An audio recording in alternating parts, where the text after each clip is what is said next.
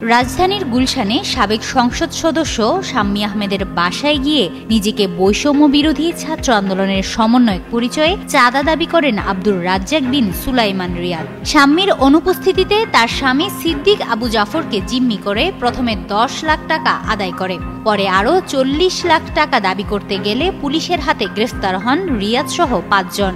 Police যান রিয়াদ ঘটনাস্থলেই বেপরোয়া আচরণ করে, হুমকি দেয় পুলিশ সদস্যদের পুড়িয়ে মারার। থানায় আনার পরও নানা হুমকি ধামকি দেয় পুলিশকে। তার বিরুদ্ধে চাঁদাবাজির একাধিক অভিযোগ রয়েছে। এ ঘটনায় সংগঠন থেকে অভিযুক্তদের বহিষ্কার করা হয়। সাবেক মুখপাত্র উমামা ফাতেমা সামাজিক মাধ্যমে মন্তব্য করেন, এরা বহুদিন ধরেই নেতাদের প্রোটোকলে ঘুরে বেড়াতো, আজ শুধু ধরা পড়েছে।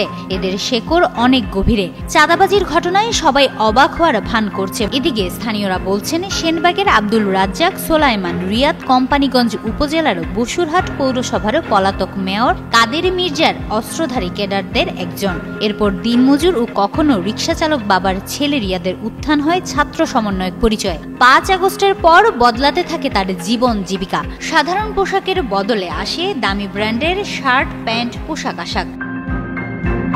স্বরাষ্ট্র মন্ত্রণালয়ের ছাত্র প্রতিনিধি পরিচয়ের বিষয়ে মন্ত্রণালয় জানায়, রিয়াদের এমন কোনো পদ বা দায়িত্ব নেই। মন্ত্রণালয়ের নাম ব্যবহার করে কেউ কোনো অপরাধ বা রাষ্ট্রবিরোধী কর্মকাণ্ডে লিপ্ত হলে তার দায়ভার সংশ্লিষ্ট ব্যক্তি বহন করবে। এর সঙ্গে স্বরাষ্ট্র মন্ত্রণালয়ের কোনো সংশ্লিষ্টতা নেই।